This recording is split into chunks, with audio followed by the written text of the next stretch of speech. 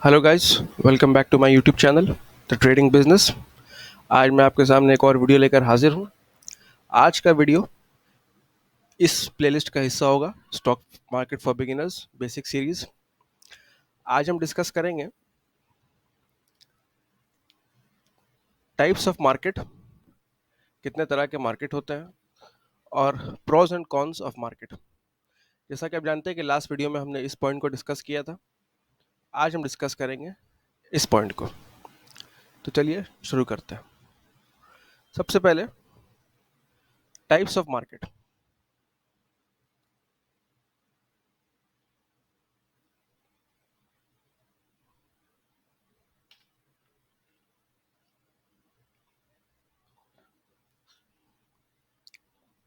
Last video में हमने इससे पहले हमने डिस्कस किया था कि मार्केट क्या होता है, और जनरली लोग समझते हैं कि शेयर मार्केट ही एक मार्केट होता है, बट ऐसा नहीं है। मार्केट कई प्रकार के होते हैं, बहुत सारे तरह के मार्केट होते हैं। इसमें एक टाइप जहां शेयर्स डील होते हैं वह शेयर मार्केट या स्टॉक मार्केट कहलाता है। उसके अलावा जैसा कि आप देख सकते हैं, एक फॉरेक्स मार्केट होता है। फॉरेक्स मार्केट जहां फॉरेन करेंसीज में ट्रेड होता है। फॉरेन करेंसीज, जब भी लोग बाहर जाते हैं, आप भी करेंसी चेंज करते होंगे, तो ये जो बाइंग एंड सेलिंग होती है करेंसी की, ये फॉरेक्स मार्केट में होती है। उसके अलावा कमोडिटीज मार्केट होता है, जहां पर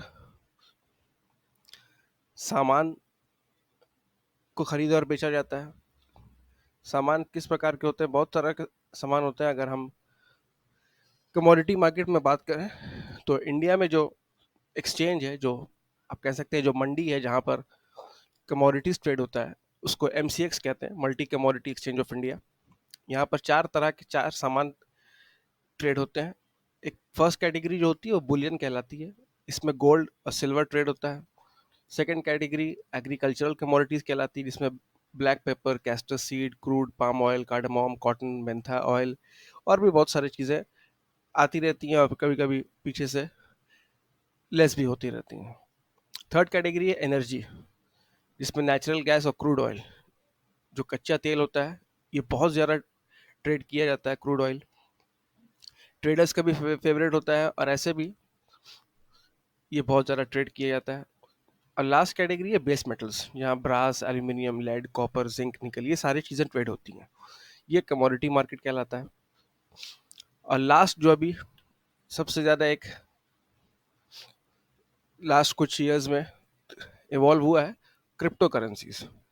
करेंसी मार्केट का एक दूसरा फॉर्म है, जिसको क्रिप्टो करेंसीज कहते हैं। आप लोगों ने सुना होगा, बिटकॉइन का नाम सुना होगा आप लोगों ने। उसी तरह बहुत सारी क्रिप्टो करेंसीज हैं, हंड्रेड्स और थाउजेंड्स ऑफ क्रिप्टो करेंसीज हैं। जनरली आपने तीन चार का नाम सुना होगा, बिटकॉइन, इथेरियम, डोज कॉइन। तो इसी तरह से जिस मार्केट में क्रिप्टो करेंसीज ट्रेड होती हैं उसको क्रिप्टो करेंसी मार्केट कहते हैं। तो ये चार तरह के मार्केट होते हैं। नेक्स्ट पॉइंट है pros and cons of market, कि मार्केट का अच्छा और बुरा क्या होता है, मेरिट्स एंड डीमेरिट्स क्या क्या होता है। तो आइए हम डिस्कस करते हैं। सबसे पहले हम देखते हैं प्रोज, कि इसके फायदे क्या क्या हैं। Investment opportunities. मार्केट सबसे पहले आपको इन्वेस्टमेंट अपॉर्चुनिटी देता है कि अगर आपके पास एक कैपिटल है, तो आप उसको कहाँ लगा के, आप घर में तो रखना नहीं चाहेंगे, वरना वो इन्फ्लेशन से उसका वैल्यू गिरती जाएगी। तो आप क्या करेंगे, आप उसको कहीं इन्वेस्टमेंट करना चाहेंगे। तो मार्केट जो है आपको इन्वेस्टमेंट अपॉर्चुनिटी प्रोवाइड करता है, ये फायदा है मार्केट का। उसके बाद अलावा कैपिटल फॉर्मेशन, जैसे मैंने आपको कहा था कि कंपनीज जब मार्केट में आती हैं तो पैसा रेज करती हैं, इससे उनको कैपिटल मिलता है, इससे पूरा ओवरऑल कंट्री के लिए कैपिटल फॉर्मेशन होता है। थर्ड पॉइंट है लिक्विडिटी। जैसे मैंने आपको कहा था कि अगर हम रियल एस्टेट मार्केट में देखें कि आज आप अपने कोई प्रॉपर्टी सेल करना चाहते हैं, तो आज के आज आपको बायर या सेलर नहीं मिलेगा। खरीदना या बेचना चाहते हैं तो आज के आज आपको बायर या सेलर नहीं मिलेगा, काफ़ी दिन तक उसमें टाइम देना पड़ेगा, ब्रोकर्स लगाने पड़ेंगे, फिर आपको कोई एक पार्टी मिलेगी जिससे आप वो अपना ट्रांजैक्शन कर सकते हैं। मार्केट एक अच्छा हेल्दी मार्केट रहने से ये प्रॉब्लम सॉल्व हो जाती है, लिक्विडिटी। हर वक्त आपको बायर और सेलर मौजूद रहेंगे, आप जब खरीदना चाहें, जब बेचना चाहें, आप खरीद सकते हैं। ये मार्केट का एक फ़ायदा होता है। नेक्स्ट पॉइंट है ट्रांसपेरेंसी, कि सारा कुछ यहाँ पर ट्रांसपेरेंट होता है, मतलब बिल्कुल साफ साफ दिखाई देता है। इसमें अगर हम स्टॉक मार्केट का एग्जांपल लें तो कंपनीज जो होती हैं, जब तक वो लिस्टेड नहीं होती हैं, मतलब मार्केट में नहीं आती हैं, तब तक वो अपने सारे बुक्स ऑफ अकाउंट्स, जो भी उनकी सारे डिटेल्स हैं, वो पब्लिकली किसी को शो नहीं करती हैं। पर जैसे ही एक कंपनी मार्केट में आती है, अपना आईपीओ लाती है, लिस्टिंग करवाती है, तो उसको सारे डॉक्यूमेंट्स, अपने सारे जो भी कंपनी के बुक्स ऑफ अकाउंट्स हैं, अदर डिटेल्स हैं, जो भी है, मैनेजमेंट के बारे में, अपकमिंग डिसीजंस के बारे में, सब कुछ उसको अपने इन्वेस्टर्स को पब्लिकली बताना पड़ता है।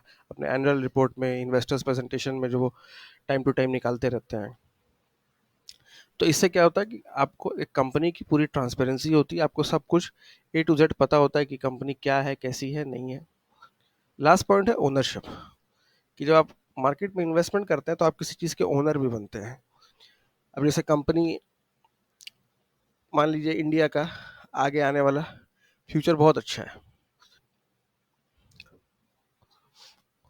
तो इस ग्रोथ से, इस जीडीपी ग्रोथ से आप क्या डायरेक्ट फायदा उठा सकते हैं, समझे?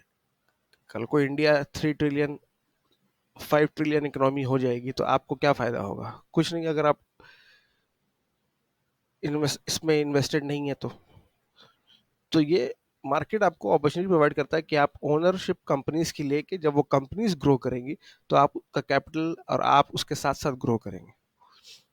तो ये था कुछ प्रोस के पॉइंट्स। अब हम डिस्कस करते हैं कॉन्स, कि डीमेरिट्स क्या क्या है मार्केट के। सबसे पहले वोलेटिलिटी है, ऊपर नीचे, उतार चढ़ाव। कि जैसे मैंने रियल एस्टेट का एग्जांपल यहाँ पर लिया था लिक्विडिटी में, कि रियल एस्टेट का जो मार्केट है, उसमें आप नहीं देखेंगे प्रॉपर्टी के प्राइसेस हर रोज गिरते हैं, हर रोज भागते हैं। ठीक है, स्लोली, ग्रेजुअली, बहुत स्लोली स्लोली बढ़ते हैं, मगर बढ़ते ही हैं, गिरते नहीं हैं, जनरली गिरते नहीं हैं। शेयर मार्केट में, स्टॉक मार्केट में, या दूसरे मार्केट, कमोडिटी या करेंसी मार्केट में ऐसा नहीं है, वोलेटिलिटी होती है। हर रोज प्राइसेस बहुत ज़्यादा चढ़ भी सकते हैं और बहुत ज़्यादा गिर भी सकते हैं। तो ये यहाँ का एक डीमेरिट है। सेकंड है रिस्क, कि यहाँ पर जैसे मैंने कहा कि यहाँ हर रोज प्राइसेस गिर भी सकते हैं। तो अगर आप किसी इंस्ट्रूमेंट को आपने खरीद के रखा है, किसी चीज़ को, तो उस पर अगर प्राइस गिरेगी तो एक रिस्क है कि आपका कैपिटल भी, आपका इन्वेस्टमेंट भी गिरेगा और उसमें लॉस होगा। थर्ड पॉइंट है फ्रॉड। कि अगर हम स्टॉक मार्केट का एग्जांपल लें तो कंपनीज, जैसा कि आप जानते होंगे कि ट्रांसपेरेंसी होती है कंपनीज में, मगर उसके अलावा भी कुछ कंपनीज होती हैं, कुछ लोग होते हैं जो आए दिन कंपनीज में अंदर ही अंदर कुछ ना कुछ घपला घोटाला करते रहते हैं, फ्रॉड करते रहते हैं, जो अचानक कभी एक बार में सामने आ जाता है। जैसा कि हमने यस बैंक के केस में देखा, कि आपने सुना होगा अभी यस बैंक के कुछ दिन पहले यस बैंक के केस में एक फ्रॉड सामने आया था, उसके बाद उस शेयर प्राइस पूरा क्रैश हो गया। फोर्थ पॉइंट है टाइम कंज्यूमिंग, कि मार्केट में इन्वेस्टमेंट जो भी है वो कुछ टाइम चाहता है। ऐसा नहीं है कि आप बिल्कुल एवरीडे 5 मिनट का काम है और आप इसमें 5 मिनट एवरीडे दे के कर सकते हैं। अगर आप बड़ा कैपिटल इसमें इन्वेस्ट कर रहे हैं, इसमें लगा रहे हैं, तो एक टाइम चाहता है। या तो इधर तो आप खुद टाइम देंगे, कुछ रिसर्च करेंगे, कुछ रिपोर्ट्स पढ़ेंगे, कुछ डिस्कस करेंगे, कुछ मीटिंग्स में जाएंगे, और या तो फिर किसी को आप हायर करेंगे। तो ये टाइम कंज्यूमिंग अफेयर होता है। नेक्स्ट पॉइंट है इमोशनल इन्वेस्टिंग, कि इन्वेस्टिंग जब भी आता है, ये एक बहुत इंटरेस्टिंग पॉइंट है, इमोशनल इन्वेस्टिंग, कि जब भी हम इन्वेस्ट करते हैं तो उसमें इमोशन ज़रूर आते हैं। आगे चल के हम डिस्कस करेंगे कि आप देखेंगे कि trading sometimes becomes almost synonymous to emotions, कि ट्रेडिंग और इमोशन समझ लीजिए सेम ही हो जाता है।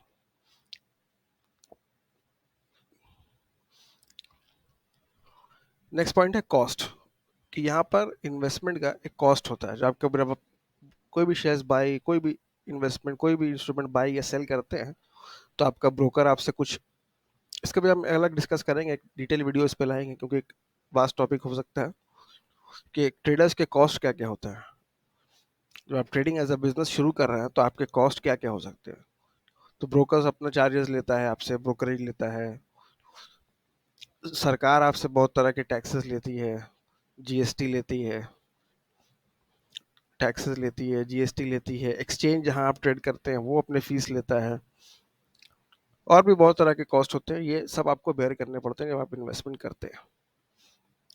और लास्ट है कि लैक ऑफ कंट्रोल, कि ये मार्केट इतना बड़ा होता है कि आपका इस पर कोई कंट्रोल नहीं होता। आप इसको generally retail investors, I am talking about retail investors, जो छोटे लोग हैं जो छोटा कैपिटल लेके इसमें लगाते हैं, उनका इस पर कोई कंट्रोल नहीं होता है। मार्केट एक समंदर की तरह है, आपको इसमें अपना शिप को अपने स्किल के साथ इसको सेल करते हुए निकालना होगा और बीच बीच में प्रॉफिट्स करते रहना होगा, मगर आप मार्केट को कंट्रोल नहीं कर सकते। अगर आप चाहें एक छोटा सा, अगर बोट वाला जो बोट चला रहा है वो चाहे कि हम सी को कंट्रोल कर ले, तो ये इम्पॉसिबल है। उसको अपने आप को एडजस्ट करना पड़ेगा ताकि वो समंदर की धारा के साथ साथ अपने नाव को अपनी मंजिल तक पहुंचा दे। तो ये लास्ट पॉइंट है, लैक ऑफ कंट्रोल। तो आज के लिए इतना ही। आज हमने ये पॉइंट डिस्कस किया।